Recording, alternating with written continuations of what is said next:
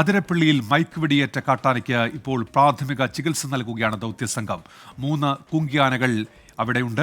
ചികിത്സാ ദൗത്യം നിർണായക ഘട്ടത്തിലാണ്. ആനയുടെ ആരോഗ്യനിലയിൽ നേരിയ ആശങ്കയുണ്ട്. അനിമൽ ആംബുലൻസിലേക്ക് ആനയെ ഉടൻ മാറ്റും. സൂരജ് സജി ഇപ്പോൾ വിശദാംശങ്ങളുമായി ചേരുന്നുണ്ട് അതിരപ്പള്ളിയിൽ നിന്ന്. സൂരജിലേക്കാണ്. സൂരജ്, ഈ പ്രാഥമിക ചികിത്സയാണല്ലോ ഇപ്പോൾ നൽകിക്കൊണ്ടിരിക്കുന്നത്. ആന മയക്കം വിട്ട് ഉണർന്നിട്ടുണ്ടോ സൂരജ്? ഉന്മേഷ്, ആനയ്ക്ക് ഇപ്പോഴും പ്രാഥമിക ചികിത്സയാണ് നൽകിക്കൊണ്ടിരിക്കുന്നത്. ട്രിപ്പ് അടക്കം ആനയ്ക്ക് നൽകുകയാണ്. ഈ പ്രാഥമിക ചികിത്സ പൂർത്തിയായതിനു ശേഷമായിരിക്കും ആനയെ അനിമൽ ആംബുലൻസിലേക്ക് മാറ്റുക. അല്പസമയം കൂടി എടുക്കും ഈ ആനയെ ഉയർത്തുന്ന അടക്കമുള്ള നടപടികളിലേക്ക് കടക്കാൻ എന്നുള്ളതാണ് വനംവകുപ്പിൽ നിന്ന് തന്നെ നമുക്ക് ലഭിക്കുന്ന വിവരം. ആനയുടെ ഈ മുറിവിലുണ്ടായിരുന്ന പുഴു അടക്കം ഈ ആനയുടെ മുറിവിൽ നിന്ന് അരിച്ചിറങ്ങുന്ന ദൃശ്യങ്ങളെല്ലാം നമ്മൾ നേരത്തെ കൊടുത്തതാണ്.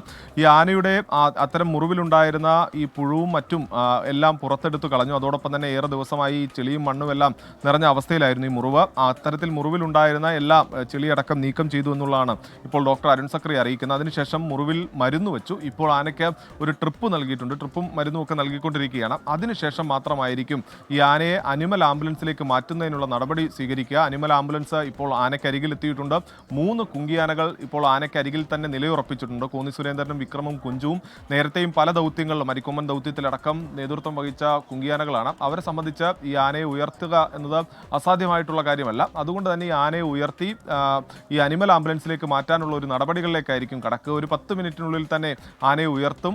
ഇപ്പോൾ ഈ ലോറി നിൽക്കുന്നത് എന്ന് പറയുന്നത് ഒരു വലിയ രീതിയിൽ ലോറി ഒരു താഴ്ത്തിക്കൊണ്ട്, അതായത് ഈ ആന മുകളിൽ ഒരു തിട്ടയിലാണ് കിടക്കുന്നത്. അതുകൊണ്ട് തന്നെ ലോറി നല്ലതുപോലെ താഴ്ത്തി ഈ പ്ലാറ്റ്ഫോമിലേക്ക് ആനയെ നേരിട്ട് കയറ്റാവുന്ന തരത്തിലാണ്. അതായത് ഏറ്റവും സുഗമമായി ആനയെ കയറ്റാൻ കഴിയുന്ന ഒരു പൊസിഷനിലേക്ക് ഈ അനിമൽ ആംബുലൻസും എത്തിച്ചിരിക്കുന്നു.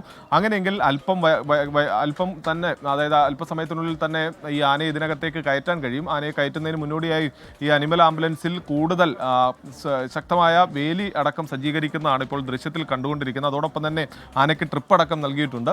ആ ചികിത്സ പൂർത്തിയായതിനു ശേഷം, പ്രാഥമിക ചികിത്സ പൂർത്തിയായതിനു ശേഷമായിരിക്കും ആനയെ മാറ്റുക. ആന ഇന്ന് രാവിലെ വെറ്റിലപ്പാറ ചൊക്ലായ് ഭാഗത്ത് സൂരജ്